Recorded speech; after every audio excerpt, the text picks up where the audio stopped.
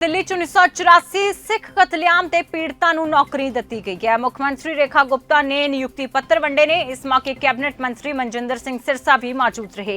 125 पीड़ित परिवारां नूं नौकरी देण दा वादा कीता सी। सीएम रेखा गुप्ता ने कहा बीते दिनी 19 लोकां नूं नौकरी पत्र वंडे गए हैं। ਤਾਂ ਮੁੱਖ ਮੰਤਰੀ ਰੇਖਾ ਗੁਪਤਾ ਨੇ 1984 ਸਿੱਖ ਕਤਲੇਆਮ ਪੀੜਤਾਂ ਦੇ ਪਰਿਵਾਰਾਂ ਨੂੰ ਨੌਕਰੀ ਪੱਤਰ ਦਿੱਤੇ ਨੇ। ਮੁੱਖ ਮੰਤਰੀ ਨੇ ਕਿਹਾ ਕਿ ਜਿਸ ਤਰ੍ਹਾਂ ਕਤਲੇਆਮ ਹੋਇਆ ਸਾਰਿਆਂ ਨੇ ਅੱਜ ਤੱਕ ਸਬਰ ਰੱਖਿਆ। ਹੁਣ ਅਜਿਹੇ 125 ਪਰਿਵਾਰਾਂ ਨੂੰ ਰੁਜ਼ਗਾਰ ਦੇਣ ਦਾ ਫੈਸਲਾ ਕੀਤਾ ਗਿਆ, ਜਿਨ੍ਹਾਂ ਵਿੱਚੋਂ 19 ਅੱਜ ਤੋਂ ਸ਼ਾਮਿਲ ਹੋ ਰਹੇ ਨੇ। ਇਸੇ ਤਰ੍ਹਾਂ ਕੋਵਿਡ ਕਾਰਨ ਮਰਨ ਵਾਲਿਆਂ ਦੇ ਲਈ ਇੱਕ ਕਮੇਟੀ ਬਣਾ ਕੇ ਉਹਨਾਂ ਦੇ ਪਰਿਵਾਰਾਂ ਨੂੰ ਰਾਹਤ ਪ੍ਰਦਾਨ ਕੀਤੀ ਜਾਏਗੀ। ਅਸੀਂ ਐਮਰਜੈਂਸੀ ਦੌਰਾਨ ਜੇਲ੍ਹ ਜਾਣ ਵਾਲਿਆਂ ਅਤੇ ਆਜ਼ਾਦੀ ਘੁਲਾਟੀਆਂ ਨੂੰ ਪੈਨਸ਼ਨ ਵੀ ਦੇਵਾਂਗੇ। ਕਤਲੇਆਮ ਪੀੜਤਾਂ ਨੂੰ ਨੌਕਰੀਆਂ ਦੇਣ ਵਿੱਚ ਦੇਰੀ ਹੋਈ ਹੈ, ਇਸ ਲਈ ਰੇਖਾ ਗੁਪਤਾ ਨੇ ਦਿੱਲੀ ਦੀ ਮੁੱਖ ਮੰਤਰੀ ਹੋਣ ਦੇ ਨਾਤੇ ਸਾਰਿਆਂ ਤੋਂ ਮਾਫੀ ਮੰਗੀ।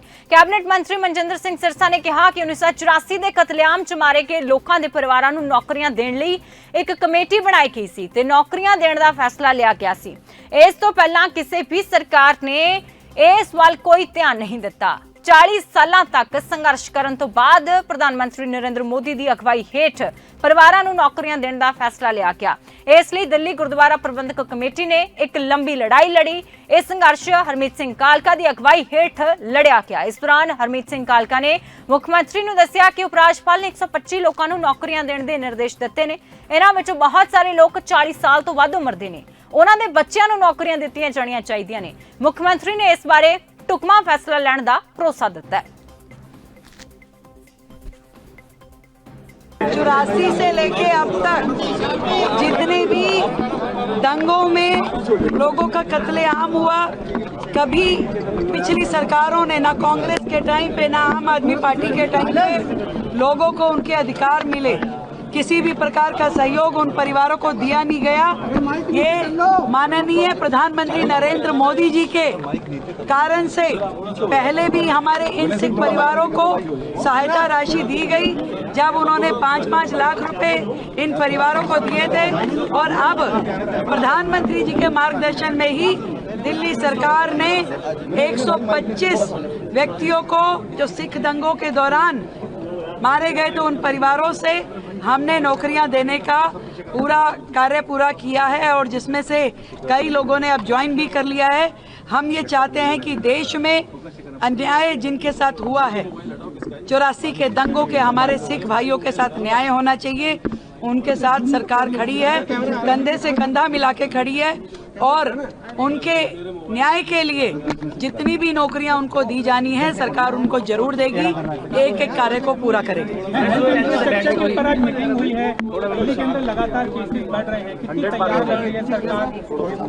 देखिए, ये किसी भी प्रकार की कोई इमरजेंसी या अलार्मिंग सिचुएशन नहीं है।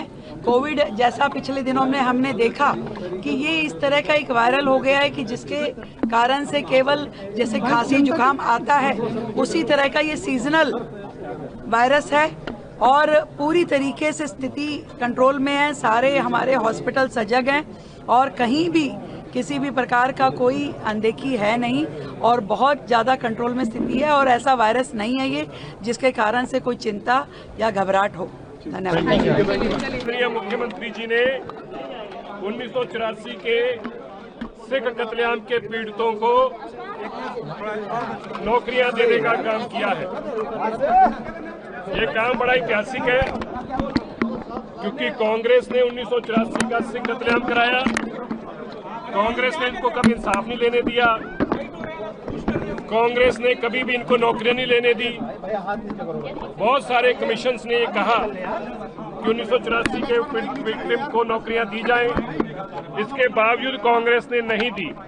कांग्रेस ने बकायदा गवाहों को भी परेशान किया, उनके ऊपर और केस बनाए ताकि सज्जन कुमार, जगदीश टाइटर, एचके भगत जैसे लोग बचाए जा सके। देश के प्रधानमंत्री नरेंद्र मोदी जी की सरकार आई, उन्होंने 1984 के परिवारों से वादा किया था कि मैं तुम्हें इंसाफ भी दूंगा और बनता हक भी दूंगा। इसीलिए आज लगभग 650 लोगों के आसपास नौकरियां पेंडिंग हैं, जिनमें से 125 के आसपास का ऑफर लेटर बन चुके हैं। 19 लोगों को आज ज्वाइनिंग करा दी गई है नौकरी में, और बाकियों को आने वाले दिनों में ज्वाइन कराया जाएगा। धन्यवाद। मैं राइट विक्टिम 84 का चेयरमैन हूं और दिल्ली से गुरुद्वारा प्रबंधक कमेटी का वाइस चेयरमैन हूं। मैं उसी विक्टिम कॉलोनी से इलेक्टेड मेंबर हूं और ये सारी लड़ाई मैंने लड़ी है। मेरी इस लड़ाई में सबसे ज़्यादा साथ मेरे को मनजिंदर सिरसा जी का मिला, दिल्ली कमेटी का मिला और भारतीय जनता पार्टी का मिला। जब कंडीशन थी कि इनकी उम्र जो है 40 साल 45 साल हो गई है, इनको नौकरी नहीं मिलेगी, इनकी क्वालिफिकेशन 5वीं है 6ठी है, अनपढ़ लोग हैं, इनको नौकरी नहीं मिलेगी।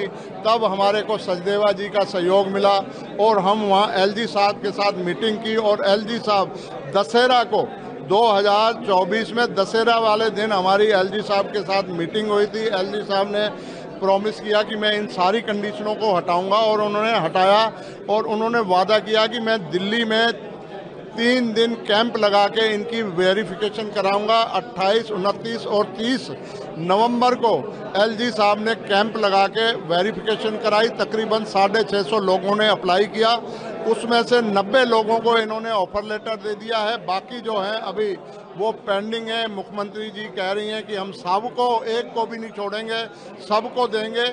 हमारे बाकियों के मेडिकल होने हैं, पुलिस वेरिफिकेशन होनी है और इसलिए मैं मुख्यमंत्री रेखा जी का, गुप्ता जी का तहे दिल से हम 1984 की पीड़ित परिवारों की तरफ से उनका शुक्राना करना चाहता हूं। मनजिंदर सिरसा जी का शुक्राना करना चाहता हूं।